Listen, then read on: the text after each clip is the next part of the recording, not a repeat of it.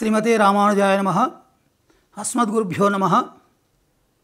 నిన్నటి 22వ పాశురంలో స్వామివారు నెమ్మదిగా కమలముల వంటి తమ నేత్రములు సౌందర్యంతో కూడుకున్నటువంటి నేత్రములతో నెమ్మదిగా తెరిచి మమ్మలను అనుగ్రహించాలని వీరందరూ ప్రార్థించారు. ఇక ఇప్పుడు ఇది 23వ పాశురం. దీని మనవాళ్ళు సింహాసన పాట్టు అని అంటారు. స్వామివారు సింహాసనం మీద ఠీవీగా కూర్చొని ఉన్నారు. ఆ పాశురం అనుసంధానం చేసుకుందాం.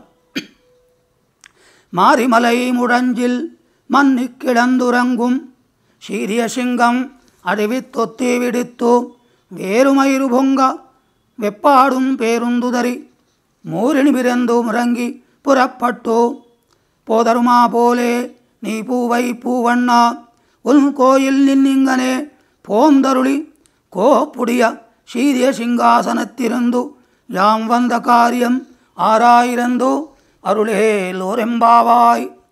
పర్వత గుహలో వర్షాకాలంలో కదలక మెదలకుండా పడుకొని నిద్రిస్తున్నటువంటి మంచి పరాక్రమము కలిగినటువంటి సింహము తీక్ష్ణమైనటువంటి చూపులతో అటు ఇటు చూచి ఒక మంచి విధమైనటువంటి వాసనతో వెంట్రుకలు కలిగి అన్ని వైపులా దులుపుకొని వెనుకకు ముందుకు శరీరము చాపి గర్జించి గుహ నుండి వెలుపలికి వచ్చినట్లుగా అతసీ పుష్ప వర్ణం కలిగినటువంటి నీవు నీ భవనం నుండి వచ్చేసి లోకోత్తరమైనటువంటి ఇదిగో ఈ సింహాసనాన్ని అధిష్ఠించవయ్యా అని వీరు ప్రార్థిస్తూ ఉన్నారు గోపికలు. సింహాసనం మీద మీరు కూర్చోండి. మీరు కూర్చున్న తర్వాత మా కోరికలు ఉన్నవి, అవి సులభమైన కోరికలే, భగవత్ కైంకర్య సంబంధమైన కోరికలు. అవి తీర్చవలసిందిగా గోపికలు ప్రార్థిస్తూ ఉన్నారు.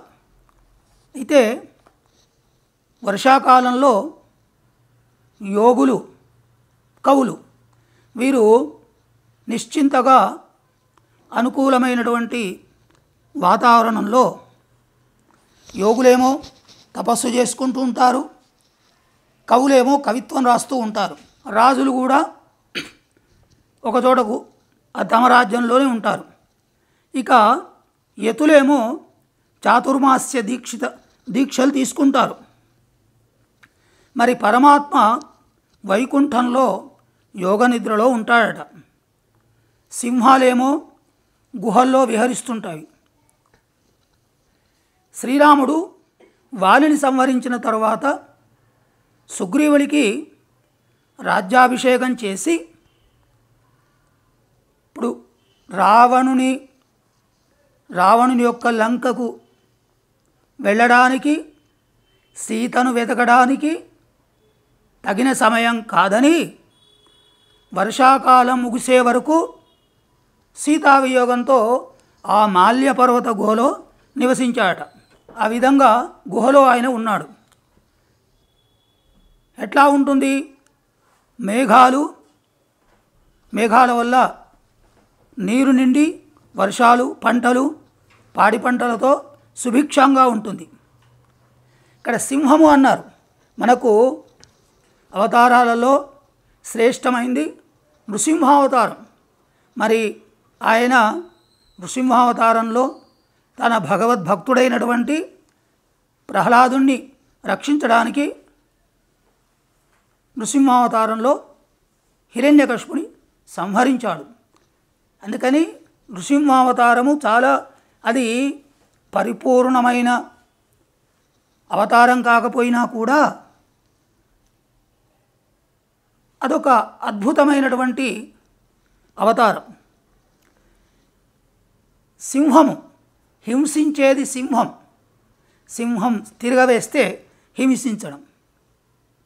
పరమాత్మే సింహం, నరసింహస్వరూపం. ఎట్లా మరి సింహం ఏం చేస్తుంది? నరసింహుడు పరమాత్మే, కృష్ణ పరమాత్మే, వైకుంఠనాథుడే సింహం కదా, ఏమండి హింసిస్తాడా అంటే మనం ఏం చెప్పుకుంటున్నాము? నారాయణ, నారములు సర్వ పదార్థాలు అయనంగా కలిగినవాడు, ఆధారంగా ఉన్నవాడు. ఏం చేస్తున్నాడు? ప్రళయాంతంలో యుగముల యొక్క అంతంలో ప్రళయం వచ్చినప్పుడు ఈ ప్రకృతిలో ఉండేటువంటి పదార్థాలన్నిటినీ కూడా తన యొక్క కడుపులో దాచుకుంటాడు. మళ్ళీ సృష్టించిన తరువాత అన్ని పదార్థాలలో ఆయన ఉంటాడు. ఆ విధంగా ఈయన పరమాత్మ సృష్టించే సమయంలోనే ఆయన మేల్కొంటాడు. హిరణ్యకశిపుని సంవరించిన సమయంలో ఏ విధంగానైతే గాంభీర్యము, శౌర్యము అటువంటి కనబరిచినటువంటి నీ యొక్క ఆ రూపమే మాకు కావాలి. ఆ విధంగా ఎట్లా పరమాత్మ ప్రళయాంతంలో మేల్కొంటాడట. ఏ విధంగా మేల్కొంటాడంటే చిత్రకూటంలో శ్రీరామచంద్రుడు ఒక సందర్భంలో సీతాదేవితో విహరిస్తూ ఆ యొక్క ఒక వృక్షం కింద ఆమె యొక్క తొడ మీద, తన తొడ మీద ఆమె అలసిపోయినది, ఈయన కూర్చొనున్నాడు.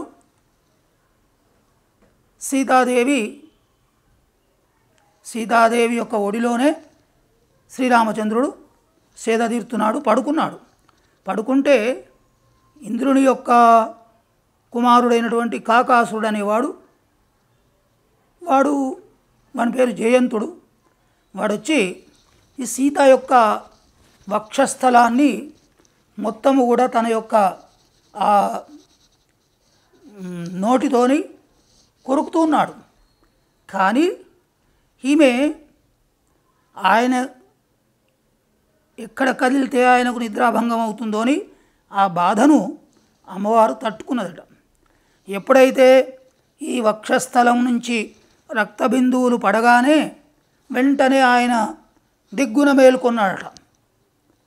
అక్కడ ఇక్కడ చెప్తున్నాడు. అంటే వైకుంఠంలో ఉండే పరమాత్మ కూడా ప్రళయానంతరం మళ్ళీ సృష్టించే సమయంలో ఏ విధంగానైతే మేలుకొంటాడో ఆ విధంగా మీరు మేలుకోవాలి, సింహాసనం నుండి కదిలి గుహలో నుండి రావాలి.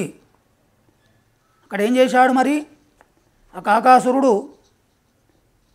వేస్తే అమ్మవారి యొక్క వక్షస్థలాన్ని చీలిస్తే అక్కడేదో దర్భ ఉన్నది, దాన్ని మంత్రించి విసిరివేశాడు. అదే బ్రహ్మాస్త్రమైంది. సరే, ఆ బ్రహ్మాస్త్రం అయితే వాడు ఇక వానికి ఏం తోచలేదు, తిరిగి త్రీన్ లోకాన్ సంపరిక్రమ్య తమేవ శరణం గతః.